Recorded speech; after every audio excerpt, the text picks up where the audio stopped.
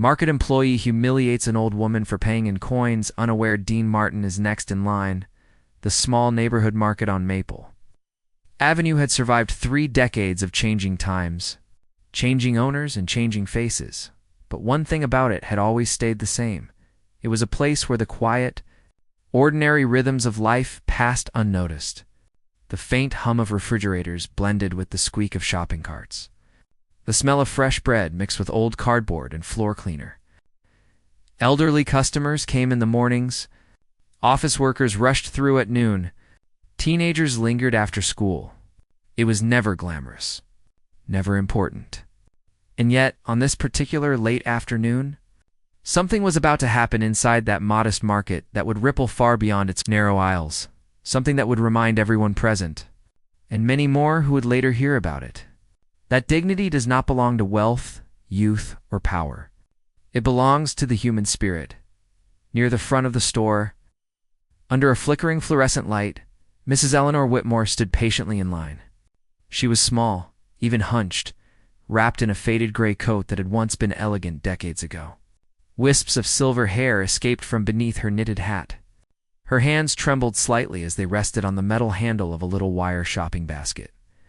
Inside were only a few things: a loaf of bread, a can of soup, a small carton of milk, and a single apple wrapped carefully in a thin produce bag. They were the kinds of groceries no one noticed, the kinds of purchases that didn't draw attention. And yet Eleanor's eyes were fixed on them with quiet focus, as though each item carried meaning far heavier than its price. Behind the counter stood Tyler Brooks, a young market employee in his early 20s, tapping his fingers impatiently against the register. He had been on his feet for 6 hours. His break had been cut short. The after-school rush had been irritating. And like many people who had not yet learned how fragile life could be, he wore his frustration openly. Each customer seemed to him like an obstacle between where he was and where he wanted to be. He sighed loudly. He rolled his eyes. He scanned items without looking at faces. And when Eleanor finally reached the counter, he barely acknowledged her presence. Next, he muttered. Not lifting his head, Eleanor offered a gentle smile, the kind that came from habit more than expectation. She slowly placed her items on the counter, one by one, careful not to let her hands shake too much. Tyler scanned them. The register beeped. The total appeared. $5.43, he said flatly. Eleanor nodded. She reached into her purse, a small, worn leather bag whose corners had softened with age. Instead of pulling out a wallet or a card, she carefully removed a tiny cloth pouch tied with a frayed ribbon. Her fingers lingered on the knot. Then she loosened it and tipped the contents gently into her. Palm dot coins. Dozens of them. Nickels. Dimes. Pennies. A few quarters. Worn smooth by years of passing from hand to hand, she looked up apologetically. I'm sorry, dear. I'll be just a moment. Tyler's jaw tightened. His fingers stopped tapping. A faint, humorless laugh escaped his mouth before he could stop it. You've got to be kidding me, he said, loud enough for the next few customers to hear. Eleanor blinked. I always count carefully. I won't take long. Tyler had already leaned back, crossing his arms. Ma'am, this is a store, not a coin museum. You know there's a line, right? A man 2 places back shifted uncomfortably. A young mother with a stroller frowned. But no one spoke. Eleanor's hands trembled more. Still, she began separating the coins carefully, placing them in small, neat stacks on the counter, the way she had done for years, the way she had done since her husband passed. Since she'd learned to stretch every dollar into as many days as possible. I just need bread and soup, she said softly. It's been cold lately. Tyler let out an exaggerated sigh. Unbelievable. People still paying like it's 1920. A ripple of uncomfortable murmurs moved through the line. Eleanor's cheeks flushed. She kept her eyes on the counter, counting under her breath. 1, 2, 3. Tyler leaned forward, voice sharper now. You know, some of us have places to be. Maybe if you can't afford groceries without dumping out a piggy bank, you should shop somewhere else. The words hit the air like a slap. Eleanor's counting stopped. For a moment, the market seemed to hold its breath. The humming refrigerators, the squeaking cartwheels. Even the register's faint buzz felt louder than it should have been. Slowly, Eleanor lifted her eyes. They were not angry. They were not defiant. They were simply tired. "I'm not trying to bother anyone," she said quietly. "I just want to pay," Tyler scoffed. "With what? That?" "You're holding up the whole store." The young mother behind her tightened her grip on the stroller handle. An older man near the candy rack shook his head slightly, but still, no one intervened. Eleanor's fingers curled around the coins, suddenly unsure. For the first time since she had stepped forward, her voice wavered. "My husband used to handle the money," she said, almost to herself. "He liked to keep it organized. He said coins tell stories of where they've been. I suppose I do too." Tyler rolled his eyes again. "Look, ma'am, either pay or move aside." Ow. The humiliation did not arrive loudly. It arrived in the quiet way humiliation always does, through shrinking shoulders, through eyes that refused to meet another's. Through the instinct to make oneself smaller, Eleanor began sweeping the coins back into her palm, embarrassed now, flustered. One slipped and rolled across the counter, falling to the floor with a faint metallic ring. She froze. That tiny sound seemed to echo. She bent down slowly, knees stiff, reaching for the coin. And it was in that moment, as she knelt there, one frail hand braced against the counter, the other reaching for a single penny, that the door at the front of the market opened. A soft bell chimed. No one paid attention at first, but the man who stepped inside was not ordinary. He was tall, silver-haired, wearing a dark coat and a simple scarf. His posture was relaxed, unassuming. There was no entourage, no fanfare, no announcement, yet something about him shifted the atmosphere, like a change in air pressure before a storm. Dean Martin had not planned to stop at the market that day. He had been driving aimlessly.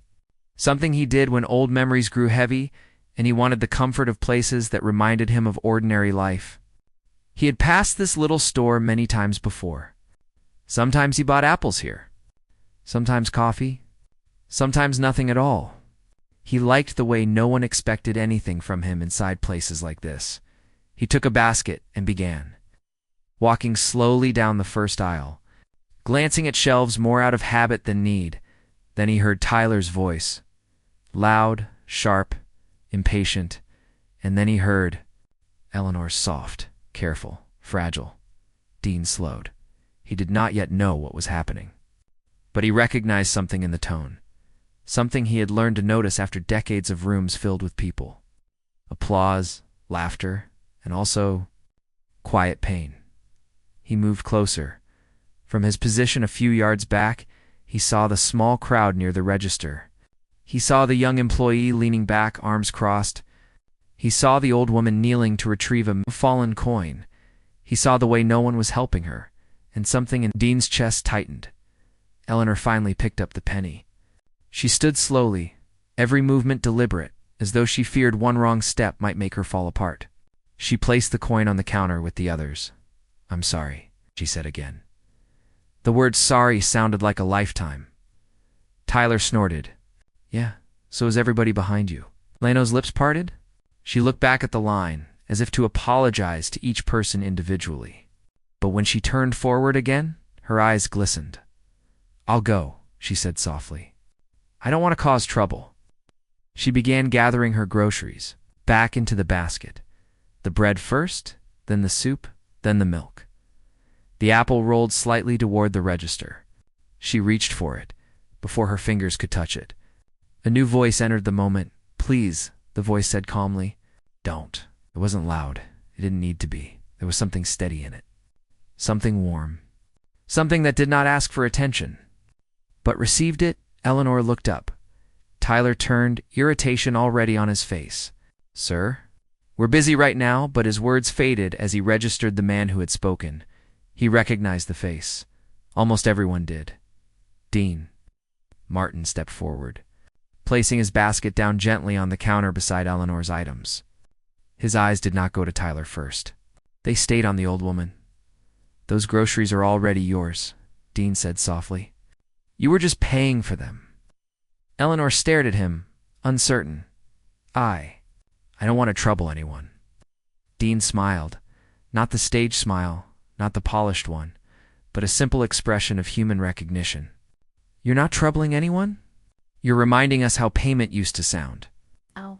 She blinked. "Sound?" He nodded slightly.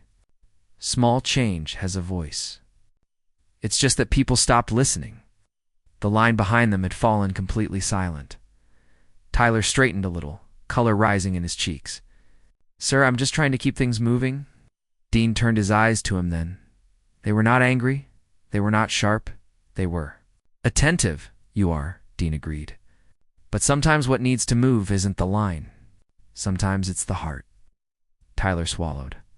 "I didn't mean anything. It's just policy. We can't." Dean gently raised a hand. Not to silence him. To slow him? She was paying, Dean said. And she was doing it honestly. He reached toward the counter, looking at Eleanor. "May I?" She hesitated, then nodded. Dean gathered the small piles of coins. His fingers deliberate, respectful, as though handling something delicate. He didn't rush. He didn't sigh. He counted out loud, 25, 50, 75. The sound of coins touching the counter echoed faintly through the quiet store, one by one. He arranged them neatly. When he finished, he looked at the register. 543, right? Tyler nodded, almost automatically. Dean slid a bill from his wallet and placed it beside the coins. "Keep the change," he said simply. Eleanor's eyes widened. "Oh no, I couldn't." Dean shook his head gently. "You already gave more than enough." She didn't understand, not yet, but she felt something shift inside her chest, something warm, something uncoiling. Dean picked up the apple she had almost left behind and placed it carefully into her basket. "You shouldn't go home without this," he said. Tears welled now, unstoppable. "Thank you," she whispered. Dean smiled again. "Thank you for reminding us." He turned slightly toward the line. "And thank you all for waiting." No one complained. No one moved. They simply watched. Eleanor clutched her basket, unsure what to say, unsure what to do with the emotions suddenly rising in her. She looked at Dean's face more closely now, recognition dawning slowly. "Oh my," she murmured. Dean only gave a small, knowing nod. She pressed a trembling hand to her mouth. He stepped back slightly to give her space. "Go on," he said gently. "It's cold out there." Eleanor took one step, then another. Before she reached the door, she turned back. "I used to listen to you," she said softly. "When my husband was alive, on the radio, every Sunday." Dean's expression softened further. "Then we've already met." She smiled through tears. "Yes. I think we have." She left then. The bell chimed, and something lingered behind her. Tyler stood frozen. Dean looked at him. "You're young." Dean said quietly, "That's not an insult. It's an opportunity." Tyler's voice was barely audible. "I didn't think." Dean nodded. "No one ever does. That's why moments like this exist." He took his basket again. "I hope the next person who pays in coins hears something different." Tyler nodded again. Unable to speak, Dean moved to the end of the line. But the market no longer felt the same, and neither did the people inside it. Because somewhere, between a penny on the floor and a soft voice at the counter, something far more valuable than groceries had been exchanged. Respect, dignity, and the beginning of a lesson no one there would forget. Asterisk. The woman behind the coins, the cold outside, did not strike Eleanor Whitmore all at once. It crept into her bones slowly, like memory. The late afternoon air carried the smell of rain and distant chimney smoke. And as the market door closed behind her with its soft metallic chime, she stood for a moment on the sidewalk, clutching her small wire basket as though it were something far heavier than groceries. Inside it lay bread, soup, milk, and an apple. Ordinary things. And yet her hands trembled, as if she were holding something sacred she had not expected. Kindness that day, she had not expected humiliation either. But most of all, she had not expected him. Dean Martin, the name alone had followed her for decades like a warm echo. It lived in old records, in radio memories, in evenings when the world had once felt larger and kinder and full of promise. She had not spoken his name aloud in years, and yet there he had been, standing beside her in a narrow market aisle, counting her coins as though they were something worth honoring. Eleanor took a careful breath and began the slow walk home. Her apartment was only 6 blocks away, in a brick building built long before anyone thought about elevators or comfort. Each step felt longer than the last. The grocery basket pulled gently at her wrist. Her knees ached. Her breath fogged in front of her. And all the while, her mind replayed the scene again and again, the tone of the young man's voice, the way the penny had rolled across the counter, the way silence had filled the store, like water rising, and then the way it had changed when Dean spoke. Small change has a voice. The words repeated themselves in her thoughts. By the time she reached her building, her eyes were burning. She climbed the stairs slowly, pausing on the second landing to steady herself. The hallway smelled faintly of dust and boiled vegetables. Someone's radio murmured behind a closed door. She unlocked her apartment, stepped inside, closed the door with a soft click. The quiet enveloped her. It was the kind of quiet that did not feel empty. It felt occupied. As if memories lived there, Eleanor placed the basket on her small kitchen table. She did not unpack it right away. Instead, she removed her coat, folded it carefully, and set it on the back of a chair. Then she sat, and only then did the tears come. Not the sharp kind, not the dramatic kind, but the slow, steady tears of a woman who had spent too many years being strong in silence. They slipped down her cheeks as she stared at the basket, at the apple he had placed back inside. At the groceries she had almost walked away from because someone had made her feel small. "I wasn't always small," she whispered to the empty room. The word surprised even her. She stood again, walked to a narrow cabinet near the window, and opened it. Inside were old photographs, letters tied with ribbon, a pair of gloves from another lifetime, and beneath them all, in a simple wooden box, lay something she had not touched in years. She brought the box to the table. Her fingers lingered on the lid, then she opened it. Inside were programs.playbos, playpings black and white, photographs of stages and curtains and young faces lit by footlights. Her hands trembled more now, not with age, but with memory. She lifted one photograph. A young woman stood at a grand piano, her posture straight, her hair pinned elegantly, her eyes focused and alive. Beside her stood a man with a familiar smile, his arm draped casually over the piano. Laughter caught forever in his expression. "Dean," she touched the photograph. "You were kind back then too," she murmured. The market employee had seen an old woman with coins.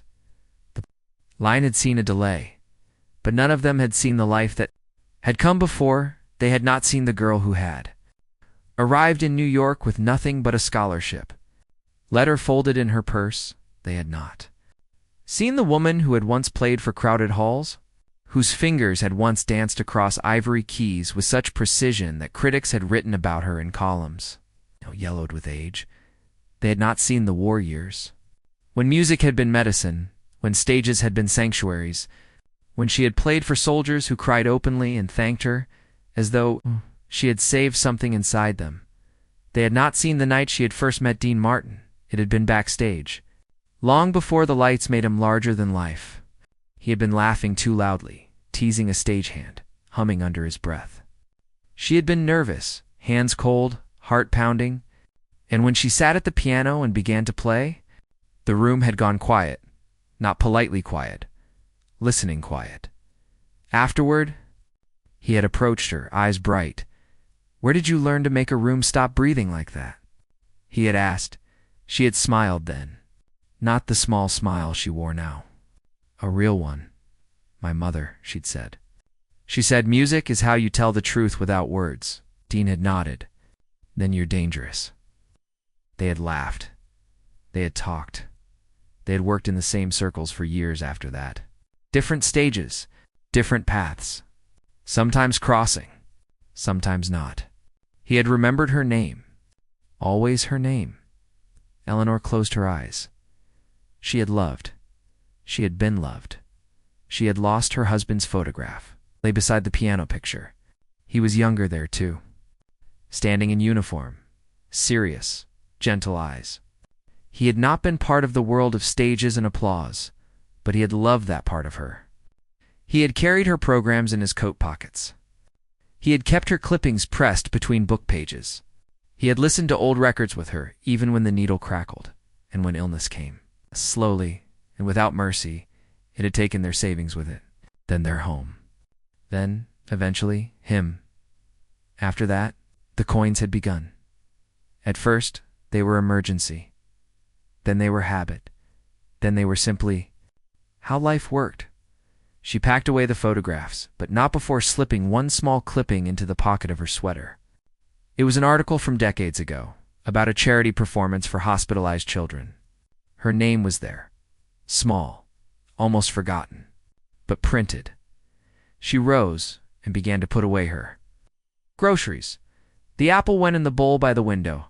She washed it carefully, cut it in half, and for the first time in months, she ate without that faint ache of embarrassment in her chest.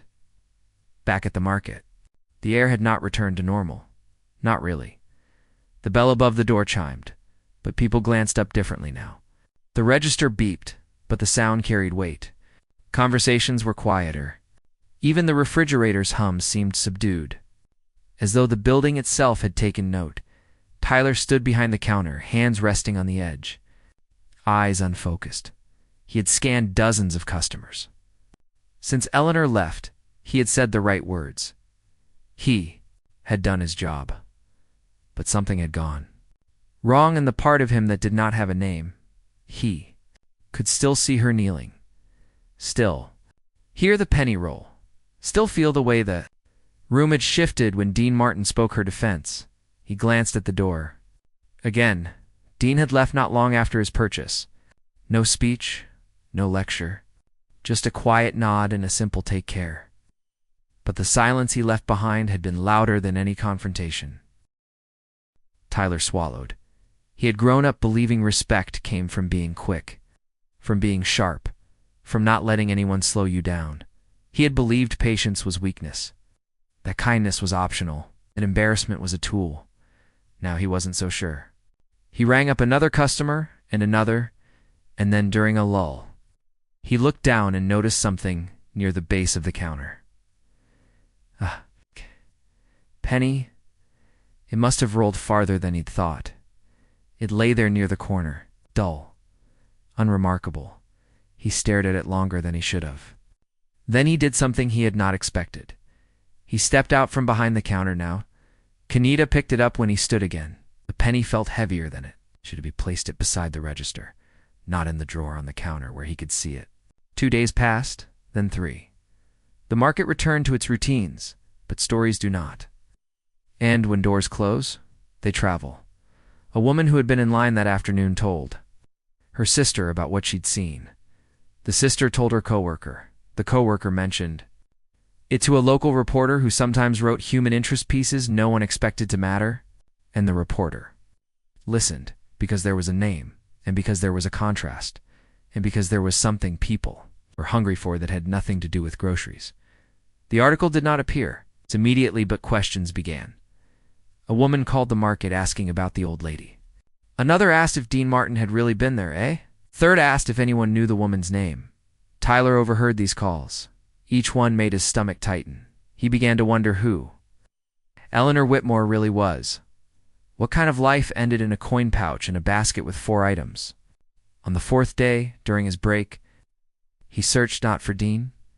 For her, he typed Eleanor Whitmore piano. Into his phone, he did not expect anything, but the screen filled old, scanned programs, mentions, and archived.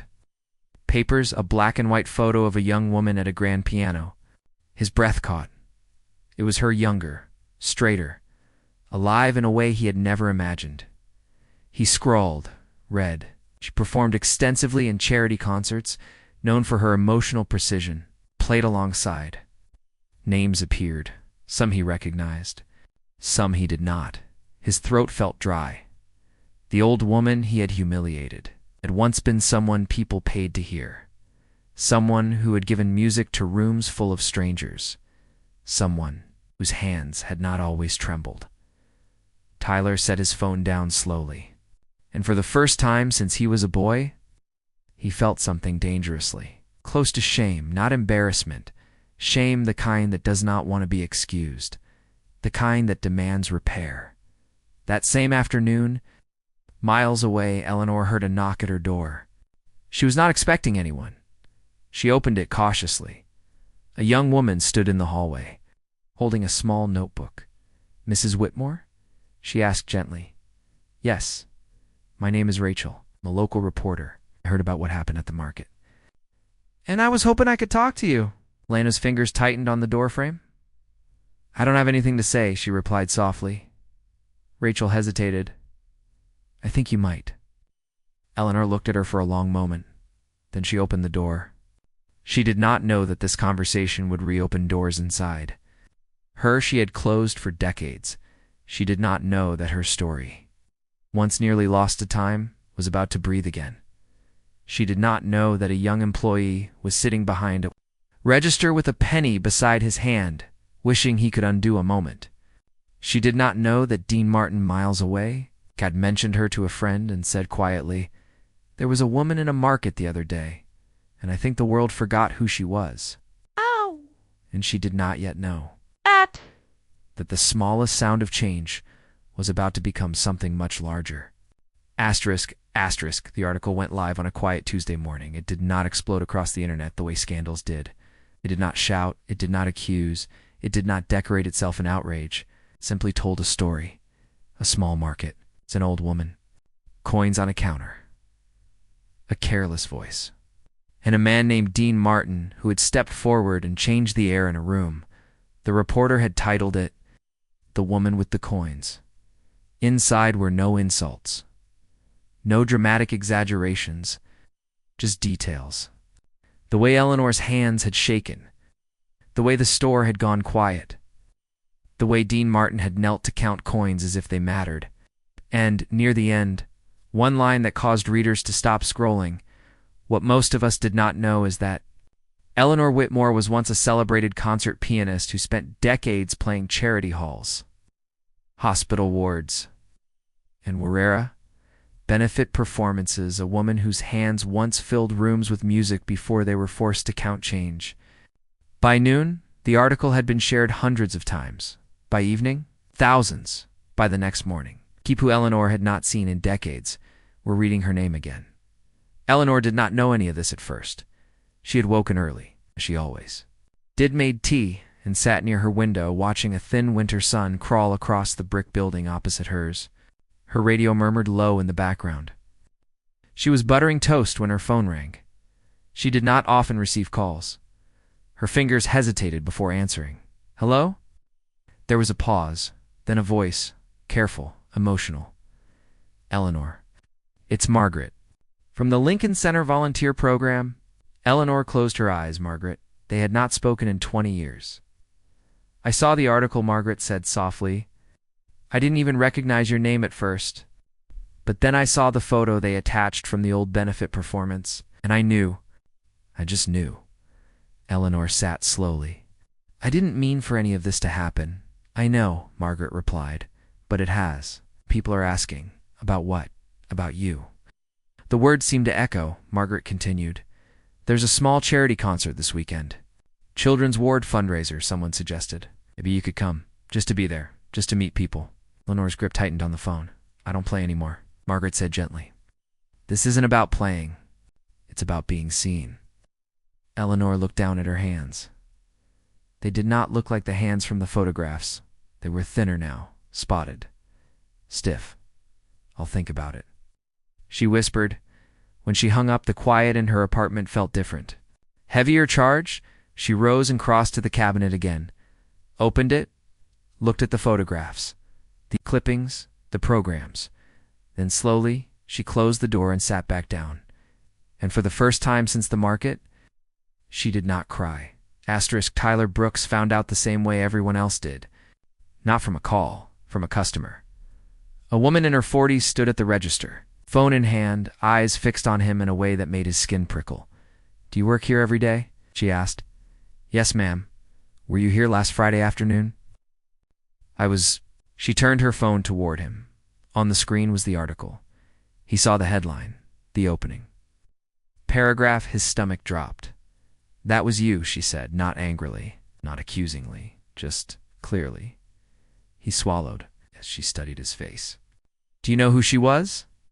"Yes," he said, and surprised himself with how quickly the answer came. "I do now." She nodded once.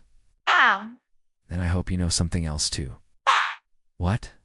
"That the world is watching." She paid, took her bag, and walked away. Tyler stood there long after the register beeped.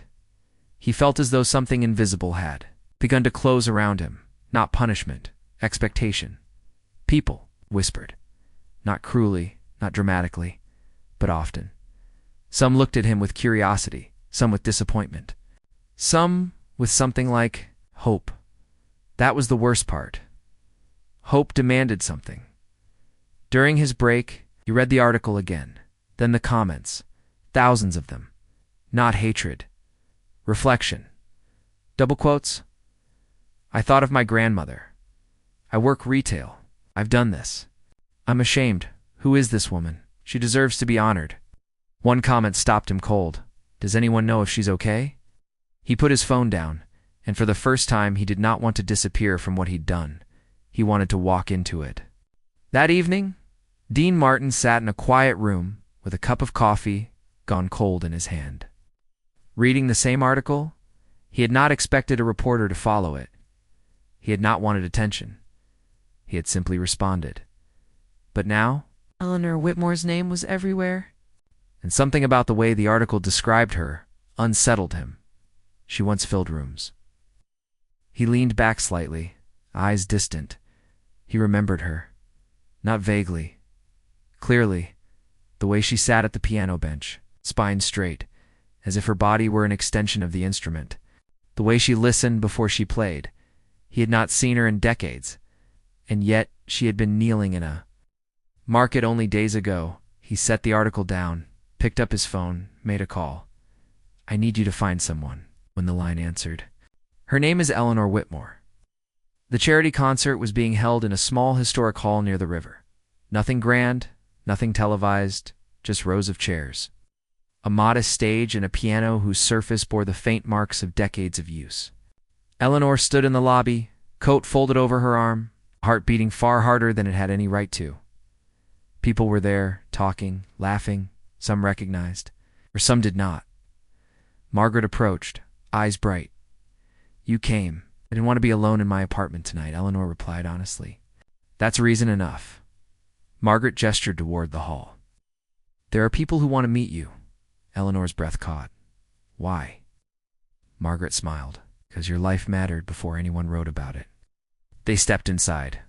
Applause was not planned, but when someone whispered her name, and someone else repeated it, and a third, stood something began soft. Growing people rose, not cheering, standing, acknowledging Eleanor. Froze. She had not been prepared for this. She felt exposed. She felt seen. She felt undone.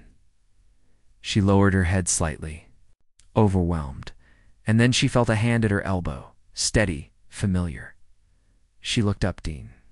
Martin stood beside her. "I thought you might be here," he said quietly. Her eyes widened. "You didn't need to." "I wanted to he replied. They walked forward together. The room settled. They took seats near the front. The concert began. The young girl played first, then a trio, then a singer. Eleanor listened. But the music washed over something deeper than sound. She felt as though she were listening to time itself.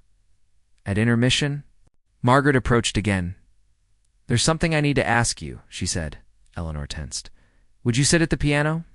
Margaret asked gently. "Just for a moment. Not to perform. Just to be there." The request frightened her more than humiliation ever had. You don't have to play, Margaret repeated. Just sit. Eleanor looked at Dean. He did not speak. He simply nodded once. She rose slowly. The room watched. She crossed the small stage, the piano bench. Waited. She touched it as though it might disappear. Then she sat. The piano did not feel foreign. It felt patient. She placed her hands on her lap, and then, without deciding to, she lifted one hand and rested it. Lightly on the keys, the contact sent something sharp and bright. Through her chest, she inhaled. A single note. Sounded soft, unplanned, but true. The hall went utterly silent. She did not play a piece she did not perform. She pressed one key, then another. Then she stopped. Her hand trembled. She withdrew it and stood. The applause that followed was not loud. It was deep. Dean rose. So did the others. Eleanor bowed her head slightly. And for the first time in many years, she felt not like someone who had been, but someone who still was. Outside. After the concert, as people gathered in quiet clusters, a familiar figure approached hesitantly. Tyler stood near the edge of the courtyard, hands clasped, eyes fixed on the ground. He had not planned to come, but he had read where she would be, and he had not been. Staved away. He waited, watched, then, when Eleanor stepped aside near the stone railing, he moved forward. Mrs. Whitmore, he said. She turned. Recognition took a second. Then it came. His throat tightened. I wanted to apologize. She studied him. He did not rush. I humiliated you, he said quietly, and I didn't know who you were. But I knew who you were to me in that moment, person, and I failed. Eleanor said nothing. He continued. I can't undo it, but I don't want to hide from it either. Silence stretched between them. Then Eleanor spoke. I don't need you to know who I was, she said softly. I needed you to know who I am. His eyes lifted. And I do, he replied. She looked at him a long moment. Then slowly, she reached into her coat pocket and placed something into his hand. A coin. The penny. Keep listening, she said. And she walked away. Tyler stared at the coin and understood. Finally, that this story was not ending. It was opening. Asterisk, the morning after the charity concert. Eleanor Whitmore awoke with a feeling she had not known in years. Purpose. It did not announce itself loudly. It did not erase the ache in her joints or the quietness of her apartment. But it sat inside her chest like a small, steady flame. Something alive. Something that did not belong to the past. She brewed tea. She opened her curtains. And for the first time in a long while, she did not sit immediately. She stood at the window and watched the world down on the sidewalk. A boy hurried past with a backpack too large for his shoulders. A woman laughed into her phone. A delivery truck rattled by. Ordinary life. It's unfolding with its usual indifference. Yet Eleanor felt as though she were seeing it. From inside again, not observing it, belonging to it, the phone rang again. She hesitated, then answered, double quotes, Mrs. Whitmore? A man's voice said, Yes, my name is Jonathan Price. I work with the City Cultural Foundation. We've been following the story that's been circulating, and we'd like to talk to you. Eleanor's grip tightened on the receiver. About what? About your life, he said simply, and what it still means. She closed her eyes, because something inside her already knew this conversation would change what came next. By noon, the small market on Maple Avenue had a different kind of quiet. It was the kind that comes before a storm, not of weather, but of reckoning. The manager, Mr. Alvarez, stood near the back office door, arms folded, watching Tyler scan items with a care he had never shown before. Every movement was deliberate, every greeting softer, every customer met with eye contact. Tyler did not know what the day would bring. He only knew it would not be ordinary. At 12:17 p.m., Mr. Alvarez motioned him over. We need to talk, he said. They stepped into the office. The door closed. Mr. Alvarez gestured for Tyler to sit. "I've received 3 calls this morning," he began. "One from a local paper, one from a community group, and one from a representative associated with Mr. Dean Martin." Tyler's breath stilled. "They're not calling to yell," Mr. Alvarez continued. "They're calling to ask what we're going to do." Tyler looked down. "I don't expect excuses to matter." "They don't," Mr. Alvarez agreed. "But actions do." He leaned forward. "You embarrassed a woman? But more than that, you embarrassed what this store stands for." Tyler nodded. "I know.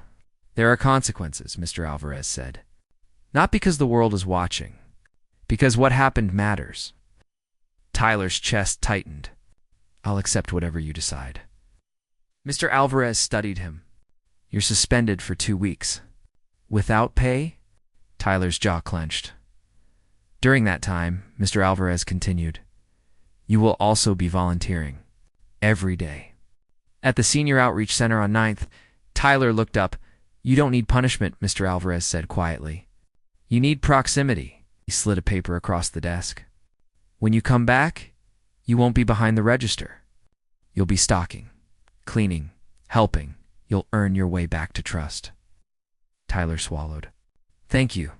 For not firing me?" Mr. Alvarez shook his head. "Don't thank me yet. Thank me when you've changed." Tyler stood, and for the first time, the consequences did not feel like something being done to him. They felt like something being built. 2 days later, Eleanor stood inside a building she had not entered since her husband's funeral. The City Cultural Foundation Hall. It was not grand, but it was dignified. Sunlight filtered through tall windows. Framed photographs of past performers lined the walls. Volunteers moved quietly through the corridors.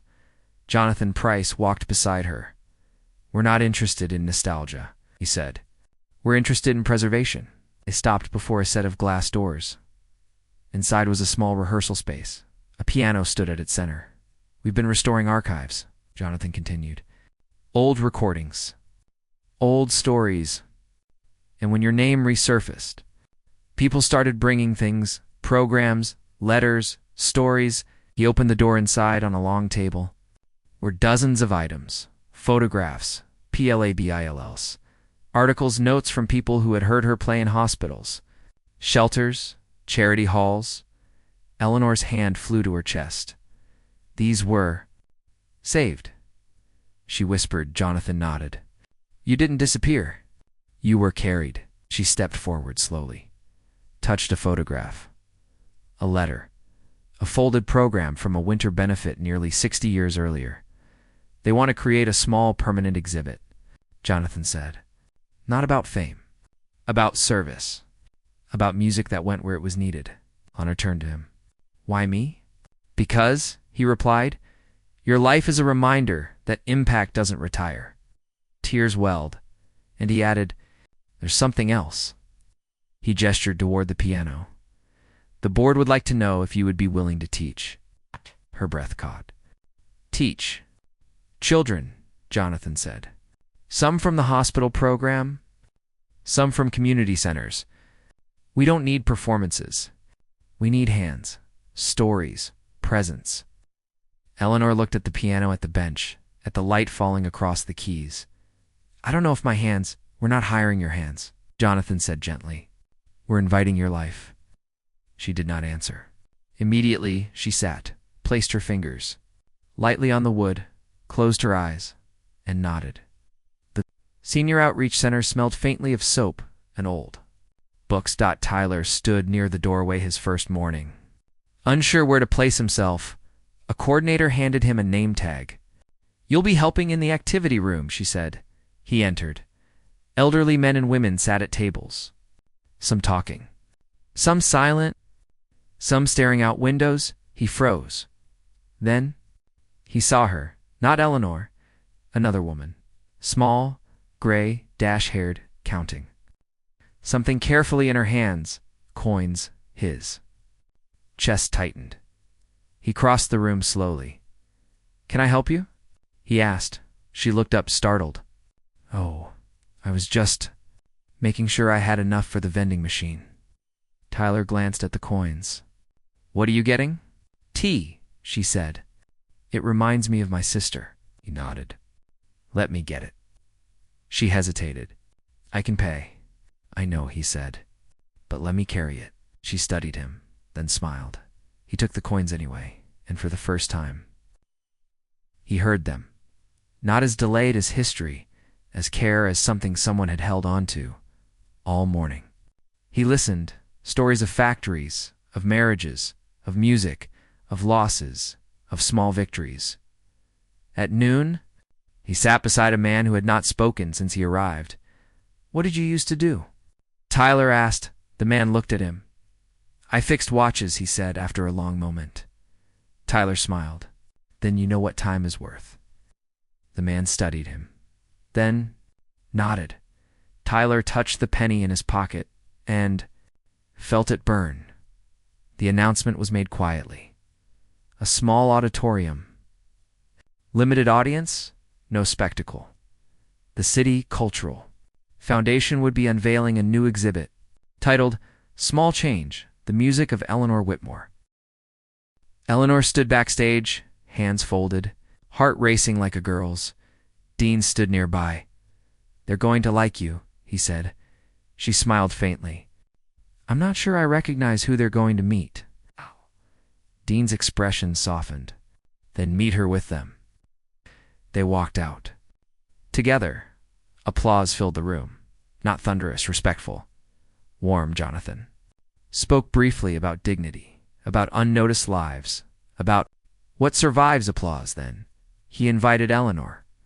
Forward, she stepped to the podium, looked out at faces.